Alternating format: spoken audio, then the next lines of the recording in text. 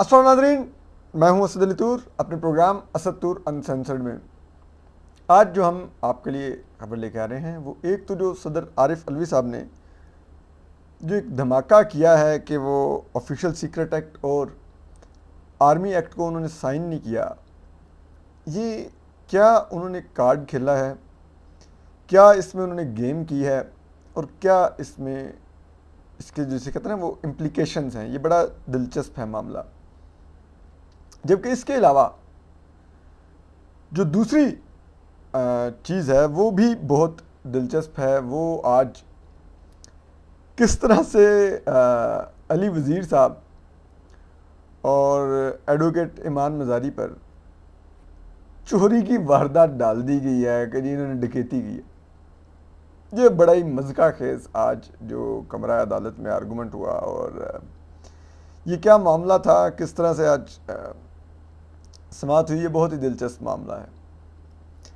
तो देखिए, सबसे पहले चलिए इसी मामले से आगाज़ लेते हैं। आपको पता है ऐसे 2 रोज़ कबल पीटीएम ने तरनोल के मुकाम पर एक जलसा किया था और उसमें मंजूर पश्तीन साहब और दीगर पश्तून रहनुमाओं और जो पीटीएम के हैं उन्होंने खिताब किया था, जबकि उधर एडवोकेट ईमान मज़ारी ने भी खिताब किया था।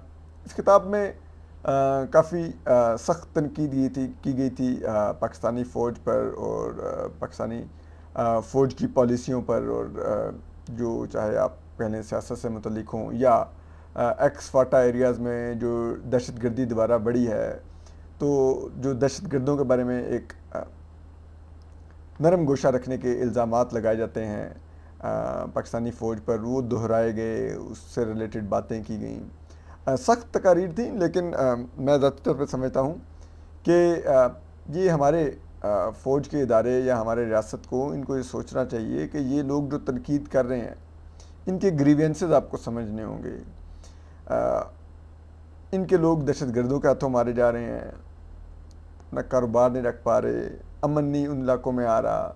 फिर अगर दहशतगर्दों के खिलाफ ऑपरेशन हो तो ये लोग दरबदर होते हैं, भटकते हैं, एक घर से बेघर हो जाते हैं। फिर लैंड माइंस, इनमें भी इनकी नौजवान बच्चे और बड़े वो माजूर हो रहे हैं। तो इनके ग्रीवेंसेस बहुत सख्त हैं। इनमें से मेजॉरिटी जो रहनुमा हैं, अली वज़ीर साहब जैसे उनके घर में 7 जनाजे उठे हुए हैं, तो इस तरह इन सब के अंदर तलखी बहुत ज़्यादा है। तो रियासत को बड़ा दिल दिखाना होगा, रियासत का दिल छोटा नहीं होना चाहिए।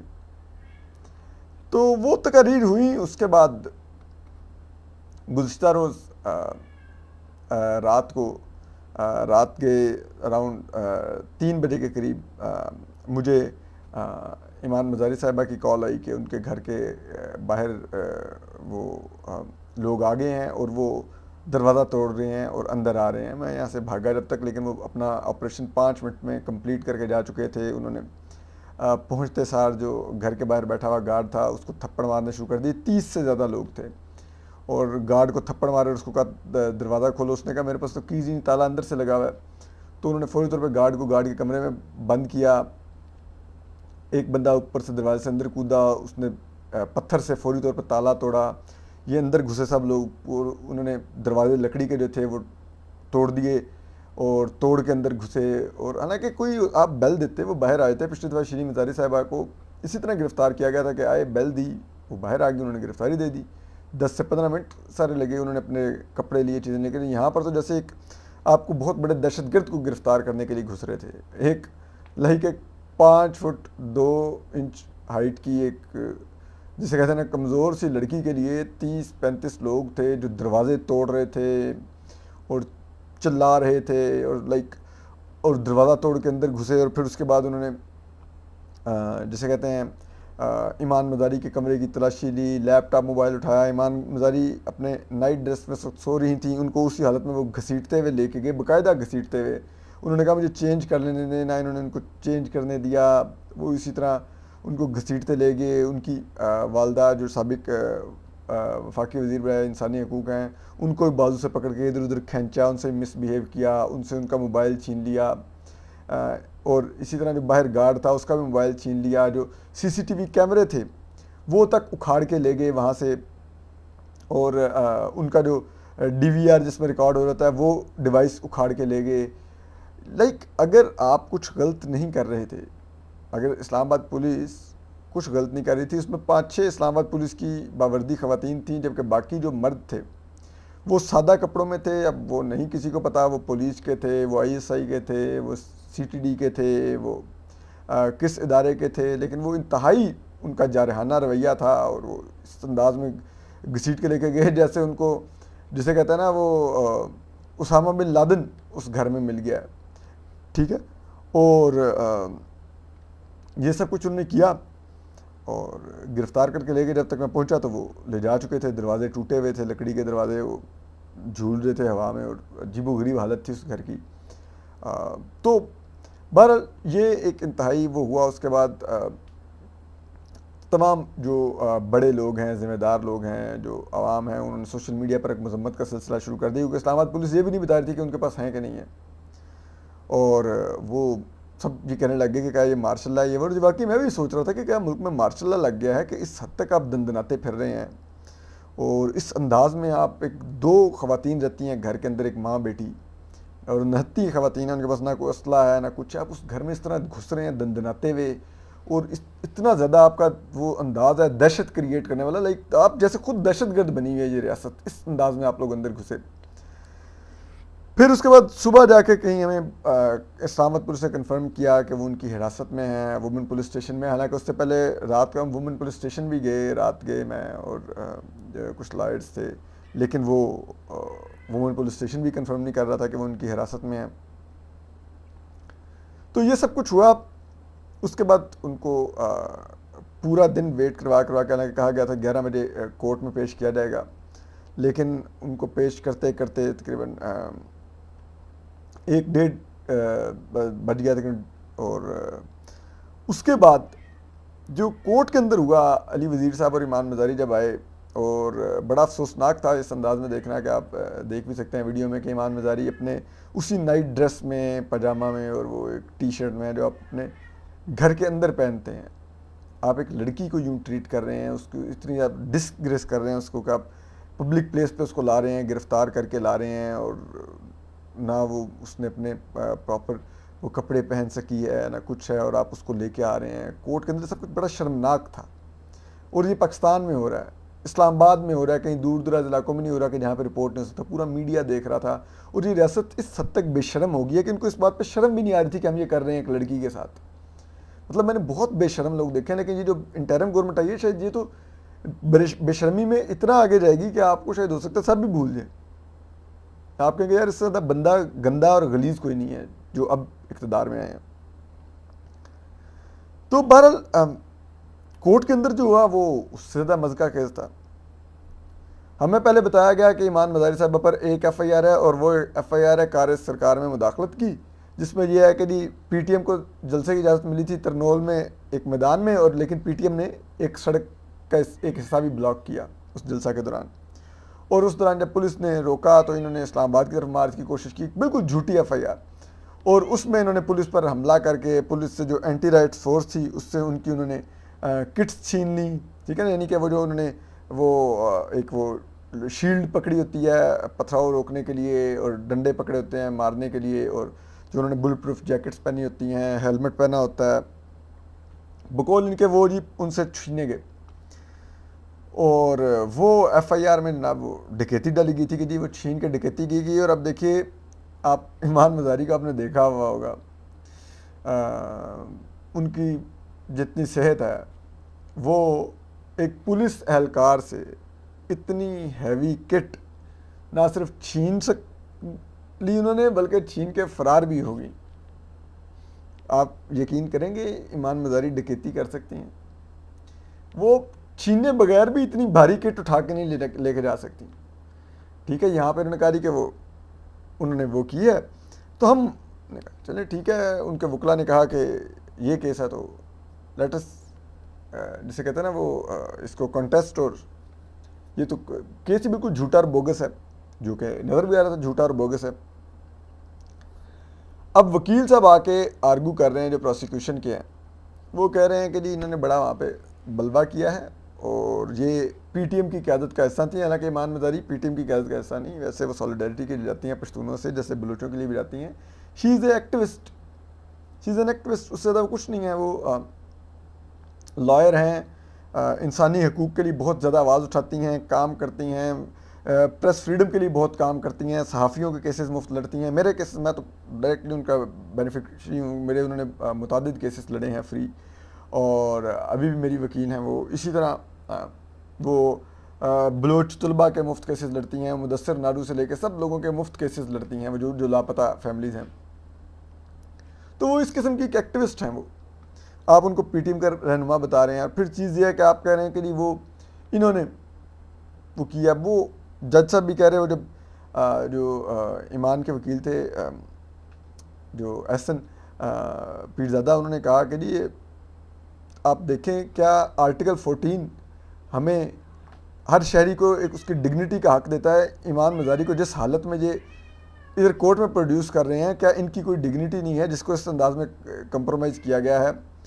اور اسی طرح جو ایمان مزاری کی جو ایک اور لائر زینب جنجوعہ تھیں, انہوں نے بھی آرگو کیا. انہوں نے کہا دیکھیے آپ یہ ایمان مزاری پر اسلام آباد پولیس چوری کا الزام لگا رہی ہے کہ وہ اینٹی رائٹس جو کٹ تھی وہ چھین کے لے گئی ہیں پولیس اہلکاروں سے. اس سے زیادہ شرمناک کوئی الزام نہیں ہو سکتا. اس پر جج صاحب نے فیصلہ محفوظ کر لیا کہ اس کو ایمان مزاری صاحب کو اس کیس میں ڈسچارج کرنا ہے یا نہیں کرنا, یعنی کہ ان کو اس کیس سے بری کرنا ہے کہ نہیں.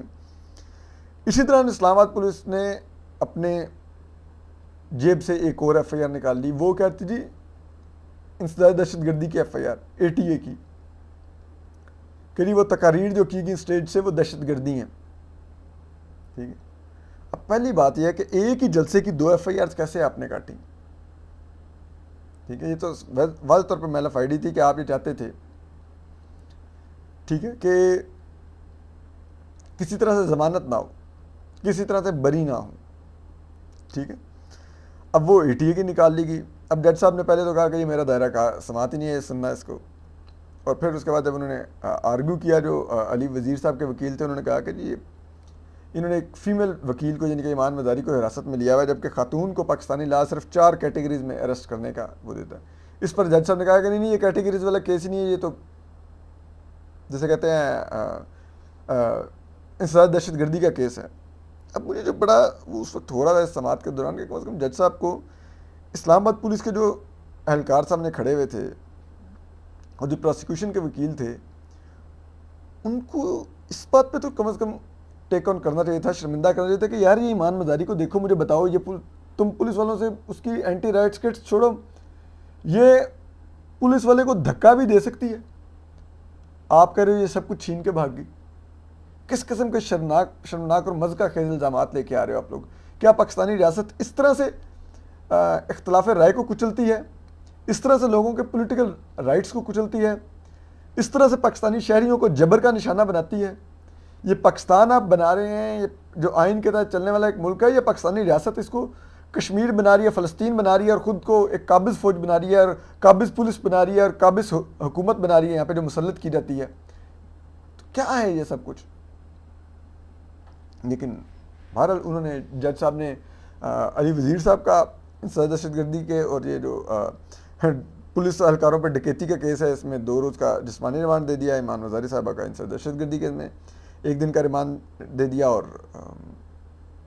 جو دوسرا کیس تھا چوری والا, ڈکیتی والا, جو ایمان مزاری نے کی ہے چوری ڈکیتی, اس میں انہوں نے حالانکہ واضح نظر آ رہی تھی کہ بدنیتی ہے, بہرحال انہوں نے اس میں ایمان مزاری صاحب کو جوڈیشل ریمانڈ پہ بھیج دیا, جس کے بعد اب وہ کم از کم بیل دائر کرنے کی پوزیشن میں آ گئی ہیں. اس کے بعد اب جو دوسرا معاملہ ہے وہ صدر عارف علوی کا ہے. صدر عارف علوی نے کہا ہے کہ جی آپ کو پتہ ہے کل خبر آئی تھی کہ انہوں نے جو آفیشیل سیکرٹ ایکٹ ہے اور جو آرمی ایکٹ میں ہے, یہ دونوں میں جو امینڈمنٹس آئی ہیں وہ انہوں نے سائن کر دی ہیں, وہ بل امینڈمنٹس والے بل. تو صدر عارف علوی نے آج اس پر ایک دھماکہ خیز ٹویٹ کیا, اور انہوں نے کہا میں اللہ کو گواہ بنا کر کہتا ہوں کہ میں نے آفیشیل سیکرٹس ترمیمی بل 2023 اور پاکستان آرمی ترمیمی بل 2023 پر دستخط نہیں کیے, کیونکہ میں ان قوانین سے متفق نہیں تھا. میں نے اپنے عملے یعنی کہ صدارتی عملے کو صدر ہاؤس کا جو عملہ ہوتا ہے کہتے ہیں میں نے اپنے عملے سے کہا کہ وہ بغیر دستخط شدہ بلوں کو مقررہ وقت کے اندر واپس کر دیں تاکہ انہیں غیر مؤثر بنایا جا سکے۔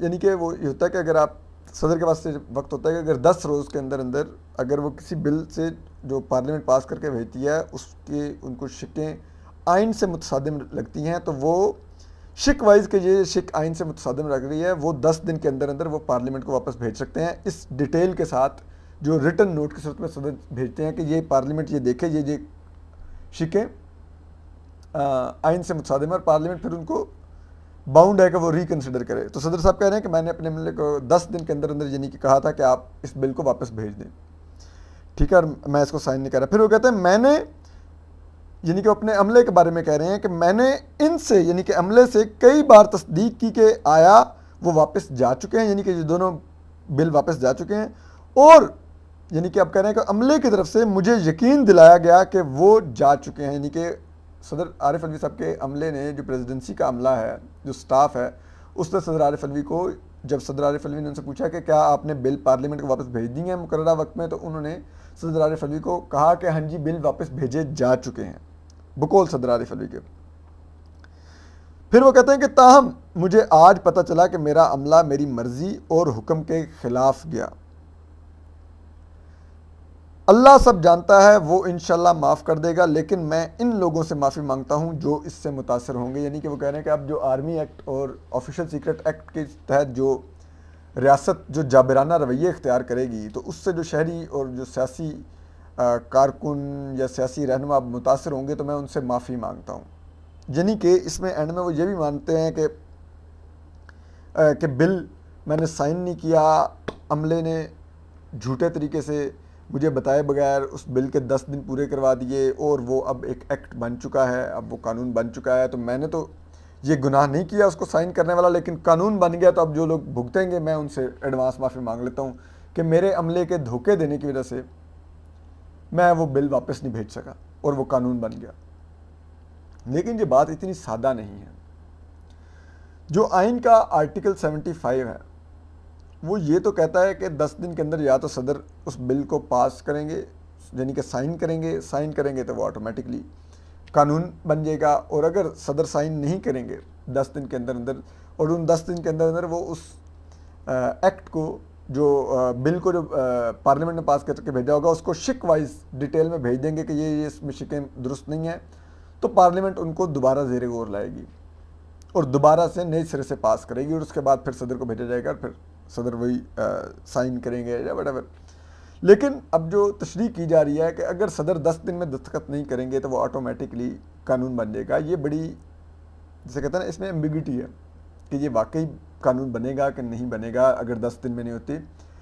لیکن ایک چیز جو بڑی اہم ہے، اگر صدر صاحب نے یہ بل واپس کرنے کا کہا ہے اپنے سٹاف کو کہ آپ یہ بل پارلیمنٹ کو واپس بھیجیں، میں نے سائن نہیں کرنے، تو کیا صدر عارف الوی صاحب نے یہ ڈائریکشن ان رائٹنگ دی؟ اگر دی تو وہ دکھائیں، اور پھر جو پروسیجر ہے کیا انہوں نے فالو کیا واپس کروانے کے لیے بل، یعنی کہ انہوں نے ساتھ اس بل کے اندر سے نشاندہی کی ان رائٹنگ کے ساتھ وہ نوٹ دیا کہ یہ شکیں جو سی ہیں یہ آئین سے متصادم ہیں یا ان میں مسئلہ ہے تو پارلیمنٹ دوبارہ زیر غور لائے، تو وہ ریکارڈ پر لائیں کہ انہوں نے جو تحریری ہدایت دی اپنے سٹاف کو وہ کہاں پر ہے، جو انہوں نے اعتراضات بل کے اوپر اٹھائے جو کہ انہوں نے کہا کہ میں اس بل سے متفق نہیں تھا، وہ اعتراضات کیا تھے، کیا وہ اعتراضات انہوں نے اپنے سٹاف کو دیے کہ پارلیمنٹ کو واپس بھیجتے ہوئے ساتھ لگائیں، وہ کہاں پر ہیں۔ لیکن اس کے بعد جو کہ یہ ڈراکونین لاز ہیں دونوں جس انداز میں امینڈ کیے گئے ہیں اور یہ بہت شرمناک ہیں کہ یہ پی ڈی ایم کی اور دوسری حکومت نے یہ قوانین اس طرح سے ڈراکونین لاز بنایا جس کے بعد اب آپ کے ہمارے شہریوں کی عزت گھروں میں محفوظ نہیں ہے، یعنی کہ آپ نے کل رات اس کا ایک عملی مظاہرہ دیکھ لیا کہ جس طرح سے ایک انسانی حقوق کی کارکن ایمان مزاری کے گھر میں جس طرح سے گھسی، جو سادہ کپڑوں میں معلوم نہیں وہ کس ایجنسی سے ان کا تعلق تھا، پولیس تھی یا کیا تھے، اور جس انداز میں انہوں نے اس گھر کی توڑ پھوڑ کی کہ جس اندر دہشت گرد ہو گئی، ایک نہتی لڑکی کے لیے یہ اتنا نیچے گر گئی ہے، یہ ریاست اتنی نیچ نکلی ہے اس بل کے آنے کے بعد۔ تو آپ خود سوچئے کہ آگے کیا ہوگا، اور اب یہ اندازہ لگائیے کہ یہ ایمان مزاری کے گھر میں گھسے، ان کے پاس وارنٹ تک نہیں تھے، انہوں نے وارنٹ تک نہیں دکھائے تو جب ریاست بدماش بن جائے تو پھر آپ کیا کر سکتے ہیں اس کا. اور پاکستانی قوم تو 75 سال سے اس ریاست کا جبر برداشت کر رہی ہے. تو بہرحال اب چیز یہ ہے کہ عارف علوی صاحب پہلے تو یہ کلیئر کریں کہ انہوں نے کیسے واپس بھیجا, اور دوسرا چیز یہ کہ اب وہ اپنے جس طرح پی ٹی آئی کے ووٹر کو اور سپورٹر کو مطمئن کر رہے ہیں, کیونکہ وہ سارے تپے ہوئے تھے کہ ہمارے صدر نے ہماری پیٹھ میں چھرا گھونپ دیا یہ بل سائن کر کے, کیونکہ ان کو پتا ہے کہ سب سے پہلا اس بل کا نشانہ پی ٹی آئی کے لوگوں نے بننا ہے. ٹھیک ہے, تو وہ کہہ رہے ہیں کہ پی ٹی آئی کے لوگوں کو نشانہ بنانے کے لیے اور ان پر جبر کرنے کے لیے جو قانون بنایا گیا تھا اس کو صدر عارف علوی نے اپروو کر دیا, واپس پارلیمنٹ نے بھیجا. لیکن اگر صدر عارف علوی سمجھتے ہیں کہ یہ ایسا ہی ہے تو یہ ٹویٹ مت کریں, آپ اس قانون کو اوپر اپنے سٹاف کے خلاف کارروائی کریں جس نے آپ کو دھوکہ دیا. افواج پاکستان کے سپریم کمانڈر کو, یعنی کہ فیڈریشن کی علامت جو ہوتا ہے صدر, اس کو اس کے سٹاف نے دھوکہ دے دیا, اور وہ سٹاف ابھی تک اپنے عہدوں پر ہے. آپ کو تو ان کو سیک کرنا چاہیے, ان کے خلاف کارروائی کرنی چاہیے. اور آپ کو یہ بات, لیکن اب اس میں ایک جو رستہ کھل گیا ہے وہ یہ ہے کہ اب یقیناً یہ قوانین سپریم کورٹ میں چیلنج ہوں گے آنے والے دنوں میں, کہ یہ بڑے کالے قوانین ہیں اور یہ بڑی کالی ترامیم ہیں, اور یہ شہریوں کے حقوق سلب کرنے والی مجرمانہ ترامیم ہیں.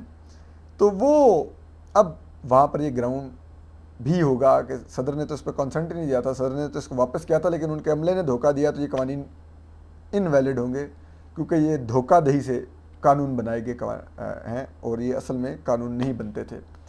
تو اس کے اوپر پھر یہ ہے کہ عدالتوں کے پاس اس کو سٹرائک ڈاؤن کرنے کا مزید مارجن بڑھ جائے گا. اپنا خیال رکھیے. اللہ حافظ.